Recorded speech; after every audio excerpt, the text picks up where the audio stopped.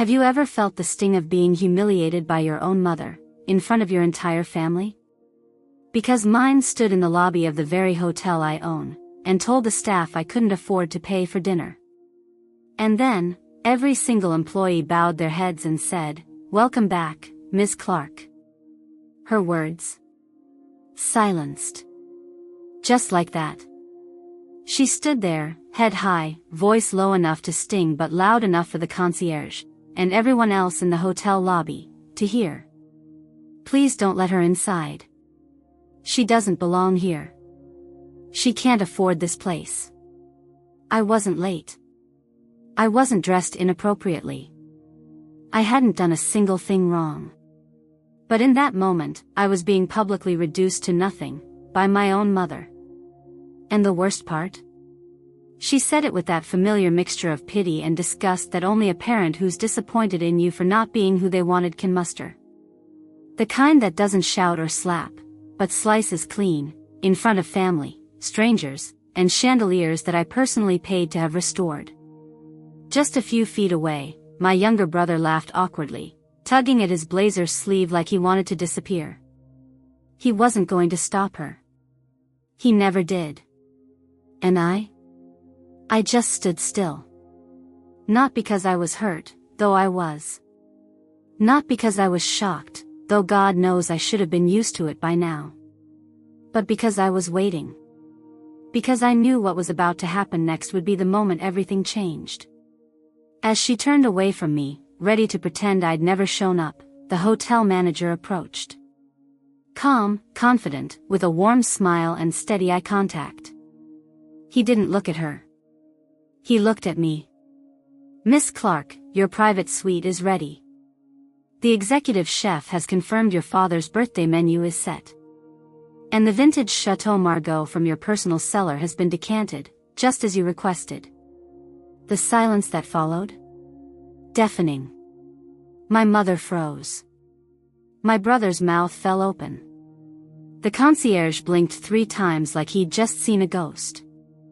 And that's when I finally stepped forward, heels clicking on the marble floor I had selected myself during renovations. I'm Madison Clarke. I'm 33 years old. And this is the story of how I went from the family embarrassment to the woman they couldn't ignore, even if they wanted to. I wasn't born invisible.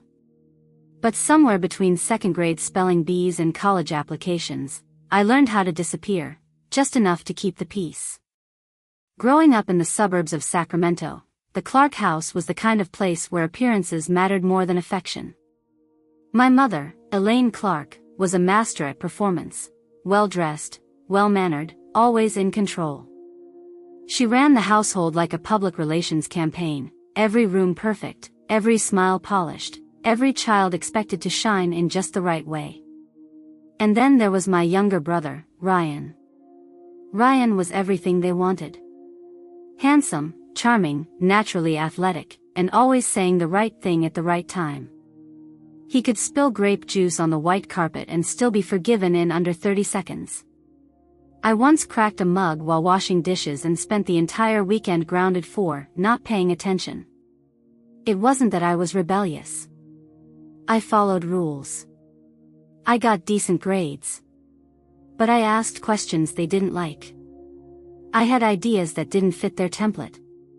While Ryan played soccer and practiced his speech for student council, I stayed in my room sketching hotel lobbies and watching old episodes of Grand Designs, imagining how I'd someday transform neglected spaces into something beautiful. One day, when I was 12, I proudly showed my mom a notebook filled with my hotel sketches and room layouts. She didn't even look up from her magazine. "Sweetie, hotels? You want to be a maid or something?" That comment sat with me for years. Not because it was cruel, but because it was careless, like she hadn't even considered that I might be capable of more. Ryan, on the other hand, could announce he wanted to be an astronaut or a professional video gamer, and my parents would print business cards for him by morning. By high school, the gap between us wasn't just emotional, it was financial. When Ryan needed new cleats for soccer, he got top-of-the-line Adidas without question. When I asked for a basic drafting tablet for a digital design class, my mom laughed and said, "We're not spending money on toys." But I didn't complain. Not out loud. I got a part-time job at a local diner to buy the tools I needed and told myself I was building resilience. The truth was, I had started learning a lesson no child should have to. Sometimes, the people who raise you don't really see you. I remember once overhearing my parents talking in the kitchen after I'd been accepted into the University of Nevada, Las Vegas, for interior architecture and hotel design. My dad seemed proud for a moment, until my mother shut it down. Madison doesn't need to be dreaming up hotels. She needs to find a stable job, something realistic. Not everyone gets to be extraordinary, Jim. He didn't argue. He never did. They paid every cent of Ryan's tuition when he got into Stanford. My acceptance letter came with a financial aid packet and a note from my mom that read, "If you're serious about this, you'll figure it out." So I did. I picked up shifts at a grocery store, cleaned rooms at a roadside motel on the weekends, and took late-night babysitting gigs just to keep up with rent and books. Every time I walked past a luxury hotel on the Strip, I'd stop for a second. Not to dream, but to promise myself, someday, I won't just walk into these buildings. I'll own them. That promise, the one no one else heard, no one else believed in, was the only thing that kept me going when everything else tried to shrink me. Because I wasn't invisible. I was just growing in silence. Waiting. Ryan didn't just walk ahead in life, he was carried. The moment he received his acceptance to Stanford, the Clarke house transformed into a shrine. Balloons. Champagne. A banner my mom had custom-made that read, "The future of finance starts here." She posted it all over Facebook, tagged every distant cousin and sorority sister she still kept in touch with. Meanwhile, when I got my acceptance to UNLV for interior architecture and hotel design, I told them at dinner. My mom barely looked up from her chicken. "That's in Vegas, right? Lot of distractions there. Just don't come back pregnant." Dad made a sound that was supposed to be a chuckle. It landed like a slap. They never asked what my major entailed. Never asked why I chose it. All they heard was design and Vegas, and filed it away under unserious decisions. I wanted to scream that I'd chosen one of the top programs for hospitality design in the country. But what was the point? So while Ryan packed designer luggage and flew to Palo Alto with Dad beaming beside him, I packed my life into 2 duffel bags, caught a Greyhound bus at 4:30 a.m., and arrived in Vegas with just over $200 in my checking account.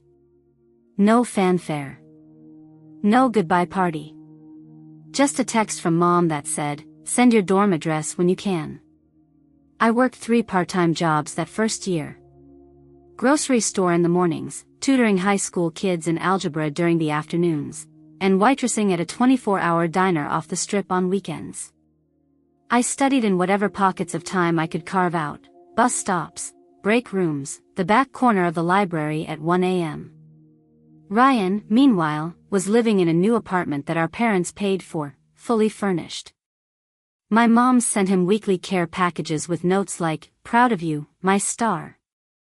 The only thing I got in the mail was a phone bill reminder and the occasional card from Aunt Joan, who I suspected only remembered me because we shared a birthday. But the most bitter pill to swallow came the summer after freshman year. Ryan came home with a brand new internship at a hedge fund. It wasn't just unpaid, it paid him, and well. When I asked Mom if I could come home and work a local hotel job to save on rent, she said, "I don't think that's a good idea, Madison. Ryan needs quiet to focus. You just bring stress into the house." I remember standing in my tiny dorm room that night, holding the phone, listening to the dial tone after she hung up. I didn't cry. I couldn't afford to cry. I had a shift in 20 minutes. But I made a vow right then, one even stronger than the promise I'd made freshman year. If they couldn't make room for me in the house, I'd build a place of my own, so grand they'd need a reservation just to step inside. And one day, they'd have to. Not because they wanted to, but because they'd have no idea whose name was on the deed until someone whispered it in front of them. It happened on a Tuesday.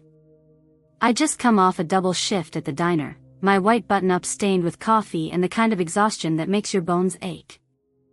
I barely made it to my Hospitality Design 201 class on time. That day, we had a guest speaker, a woman named Irene Mitchell. I knew her name. Anyone serious about hospitality did. She was the founder of Mitchell & Vale, a luxury boutique hotel group with properties in Napa, Chicago, and New York. Her photo was always on the front page of Hotelier Weekly, usually beside headlines like, "The Queen of Quiet Luxury," or "The Woman Who Made Vintage Cool Again." I sat in the back, too tired to raise my hand, too proud to fall asleep. But the moment she started talking, I felt something inside me snap awake. Irene wasn't like the polished executives I'd read about. She spoke plainly. Firmly. She didn't sugarcoat the industry. She called it brutal, demanding, and full of people who only saw the surface. Everyone wants to design hotels that look expensive, she said. But the ones that last? Those are built on experience, flawed, human, lived-in experience.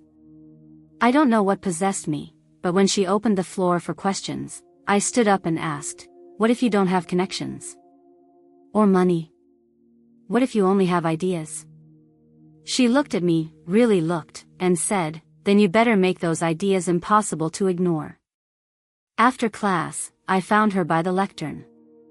I didn't plan on pitching myself, but the words tumbled out: my shifts, my portfolio, my dream to design hotels that felt like art you could live inside.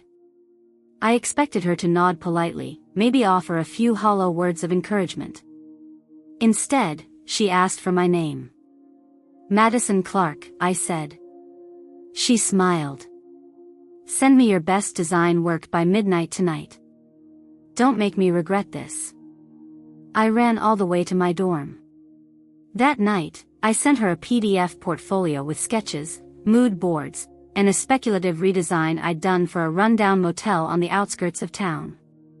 I thought maybe I'd get an email in a week. She replied in 2 hours. "You've got an eye. And you've got grit. I can work with that." 3 weeks later, I started a paid internship at one of Mitchell & Vale's newer properties, the Elsinore, a moody, 1920s-inspired hotel in downtown Las Vegas that was struggling to find its identity. While other interns fetched coffee and answered phones, I followed Irene through every wing of the building, taking notes, asking questions, and offering quiet suggestions. Sometimes, she'd ask me why I noticed certain flaws. Why I suggested swapping brass sconces for frosted glass, or why I thought the lobby chairs felt like a dentist's office waiting room. "Because it doesn't feel like home or fantasy," I told her once. "It feels like purgatory." She laughed for a solid minute. By the end of my junior year, she offered me a full-time design assistant position for the summer. No promises, no guarantees, just a seat at the table. And to me, that was everything. Not because someone was finally paying me, but because someone was finally seeing me. And for the first time, I saw myself clearly too, not as the invisible daughter or the family disappointment, but as a future architect of spaces where people could feel seen, safe, and significant. I wasn't chasing their approval anymore. I was building something better. I didn't graduate with fanfare. No balloons, no brunch, no family waiting outside with flowers. I crossed the stage at UNLV in a borrowed blazer and second-hand heels, clutching a degree in interior architecture and hospitality design with no one in the crowd to clap just for me. But I walked taller than I ever had. Irene Mitchell attended the ceremony, seated in the back, sunglasses on, nodding subtly when our eyes met. Later that evening, she took me out to dinner at a rooftop bar downtown. Over steak and old fashions, she slid a sleek white envelope across the table. Inside was a formal offer: junior designer at Mitchell and Vale, starting salary, relocation bonus if needed. The position was real. The salary was real. The chance? It was everything. "You're not the loudest in the room, Madison," she said. "But you see what others miss. That's your weapon. Don't dull it to make other people comfortable." I took the job. And I worked like someone who had everything to prove and no safety net to catch her. For the next 3 years, I immersed myself in design, branding, and renovation. I shadowed Irene through project pitches, investor dinners, city inspections, and demolition sites. I studied how she negotiated, precise, calm, always 3 moves ahead. When she let me lead a small remodel of a guest suite at the Elsinore, I stayed overnight for 3 weeks straight, testing lighting, warmth, furniture placement, and soundproofing. By 27, I'd been promoted to lead designer for 2 boutique projects under the Mitchell and Vale umbrella. But I'd also started thinking bigger. Not just about designing hotels. About owning them. The first opportunity came in the form of a crumbling Art Deco property on the edge of downtown Phoenix, the Halston. Once a luxury name in the 1950s, it had become little more than a dusty, water-damaged shadow of its former self, with shuttered windows and rotting carpet. But I saw it differently. I saw symmetry in its bones. I saw elegance waiting to be unearthed. I saw potential. I approached Irene with a pitch: "Let me handle the acquisition and design under a new LLC, my own firm." She raised an eyebrow but didn't stop me. "You really want to step out on your own?" "I need to. I've been practicing for this my whole life. You just didn't know it." She paused, then smiled. "Neither did you, until now." With her blessing, and a few quiet introductions to potential investors, I launched Clarke & Company. Hospitality development.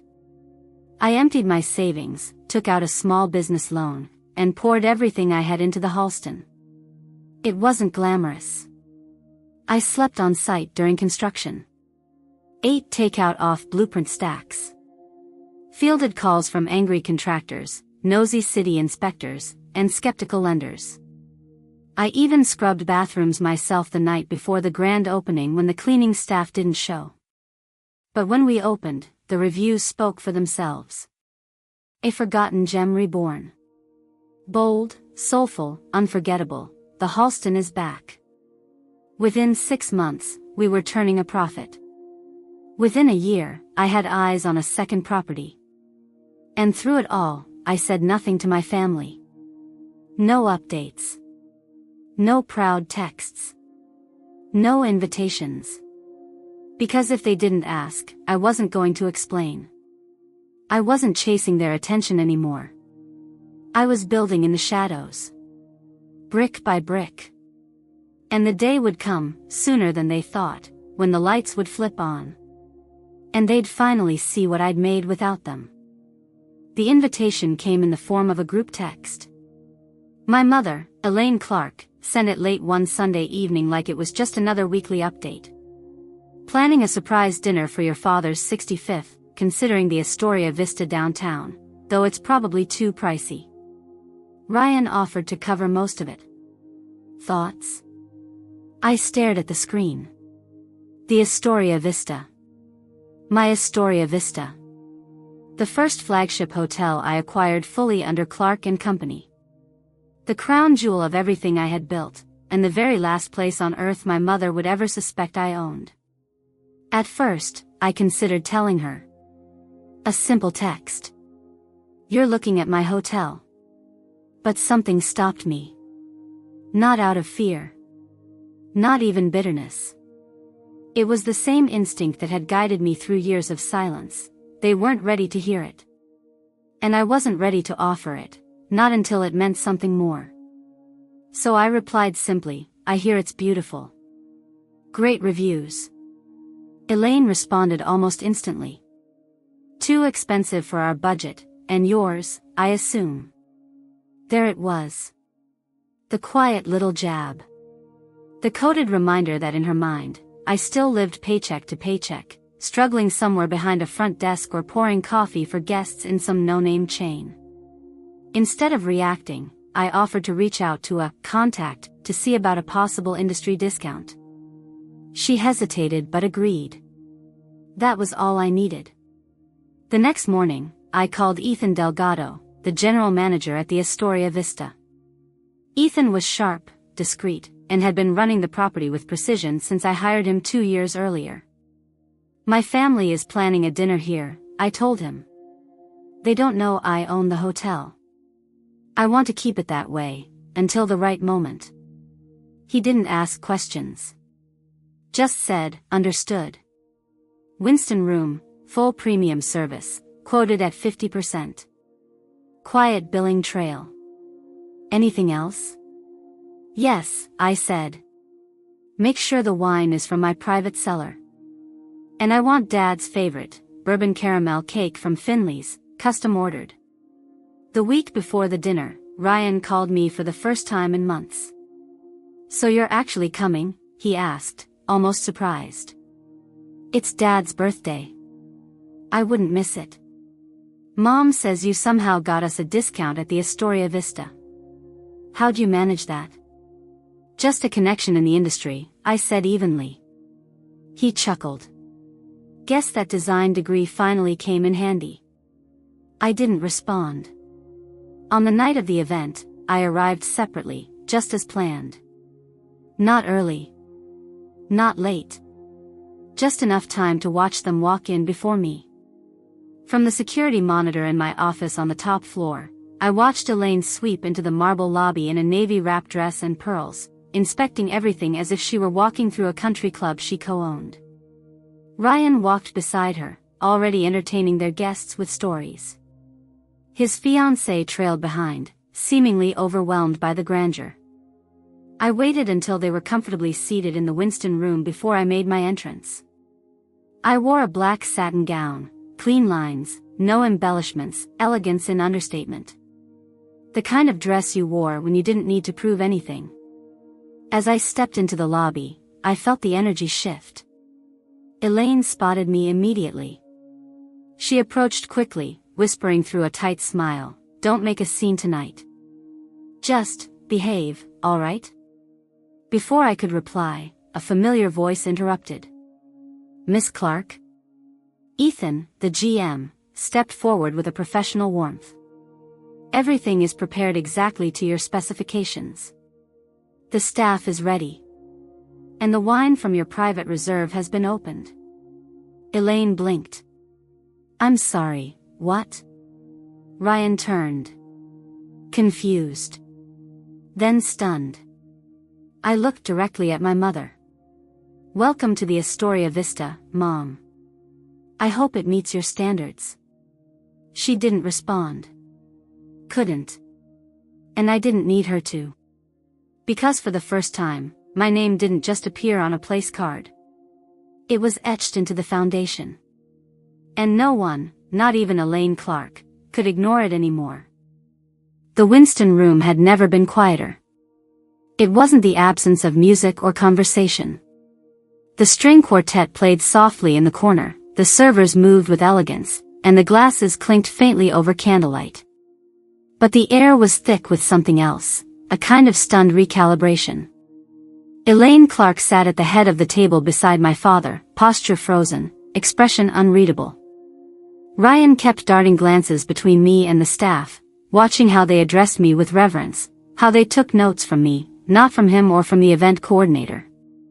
My father, James Clarke, finally broke the silence with a cautious but sincere tone.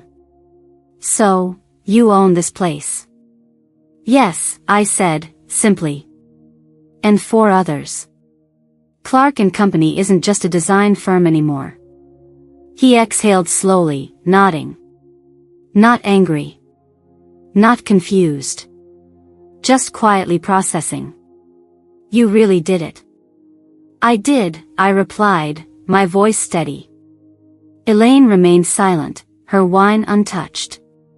Ryan finally spoke. "Why didn't you tell us?"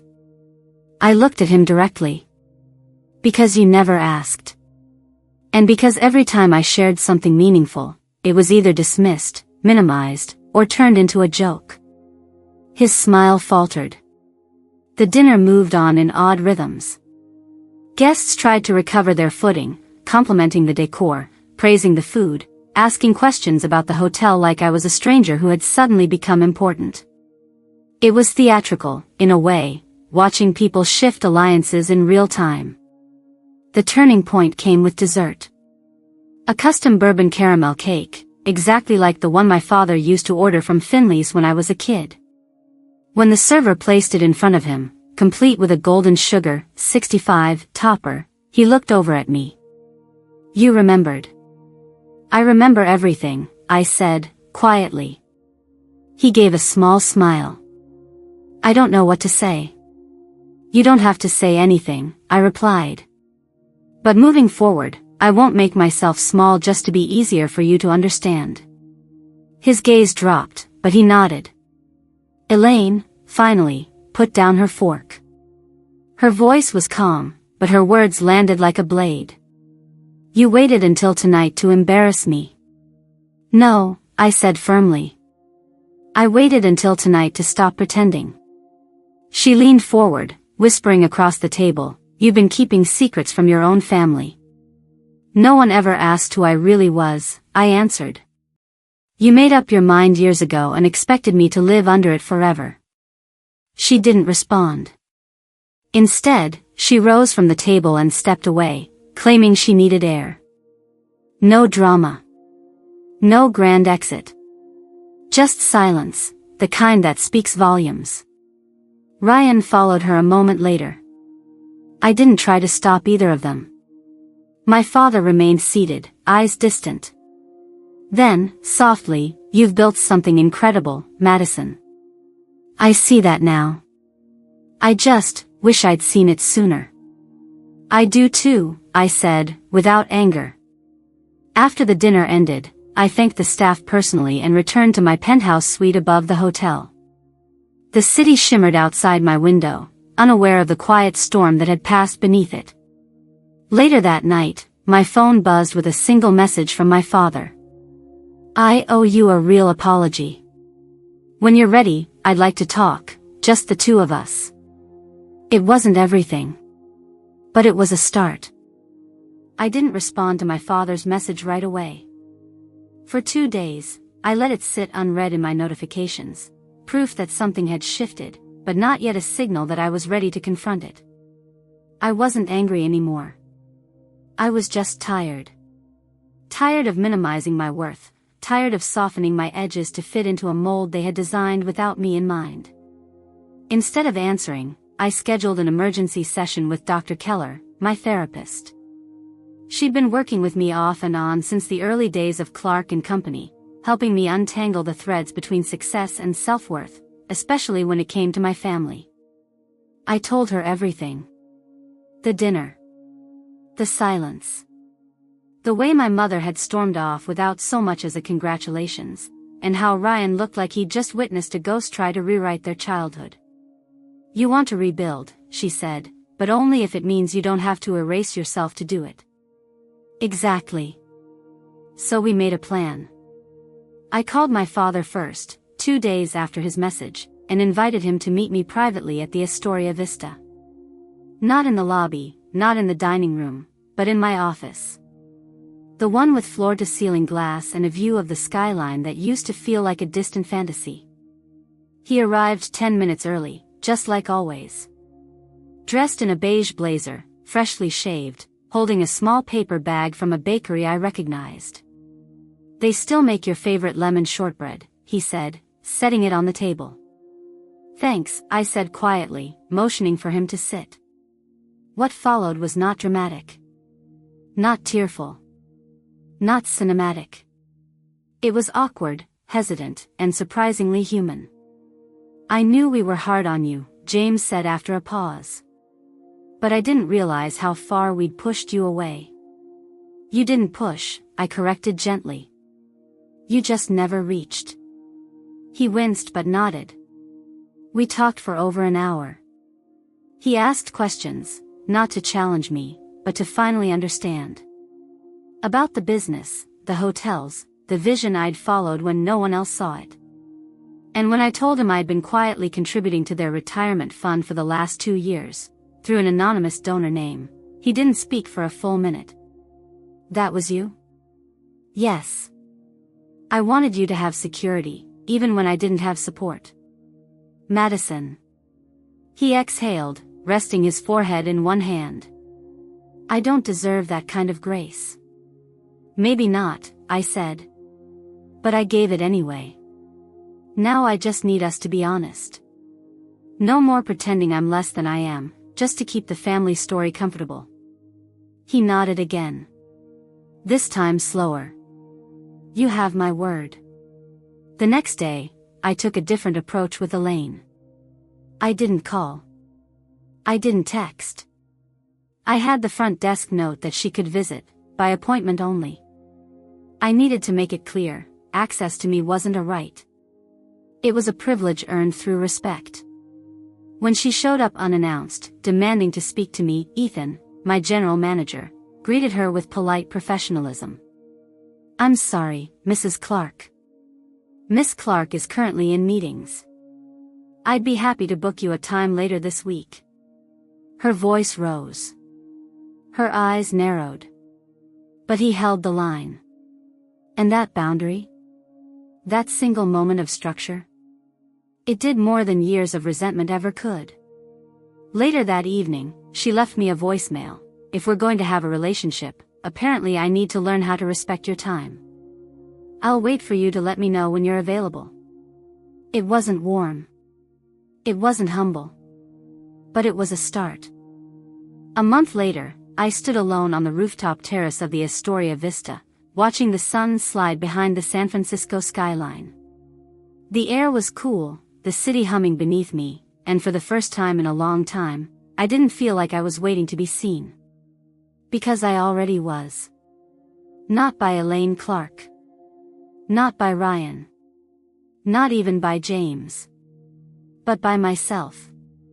I used to imagine that success would taste sweeter if it came with vindication, some grand moment where everyone who doubted me would bow their heads and finally say, "We were wrong." And sure, there had been moments like that. Microseconds of satisfaction. The way Ryan blinked when the staff addressed me as Miss Clarke. The way my mother froze when Ethan confirmed that the wine came from my private cellar. But those moments passed quickly. They weren't fuel. They were footnotes. The truth is, revenge only burns bright when you're still holding on to the pain. What lasts longer, what's infinitely more powerful, is self-respect. And building something that doesn't require validation to be real. I've stopped asking for permission to exist in rooms I built. I've stopped softening my strength to make others more comfortable with my success. And I've learned that boundaries aren't walls, they're invitations to meet me at the level I've fought to reach. My relationship with my father is a work in progress. With my mother, it's still on probation. Ryan's trying. I'm allowing space for that. But now, I define what closeness looks like. I decide what earns access. So if you've ever been underestimated, disregarded, or boxed into someone else's version of who you're allowed to be, let this be your reminder. You don't need to prove them wrong. You need to prove yourself right. Because the most powerful kind of success isn't the kind they finally notice. It's the kind that no longer needs their approval to matter.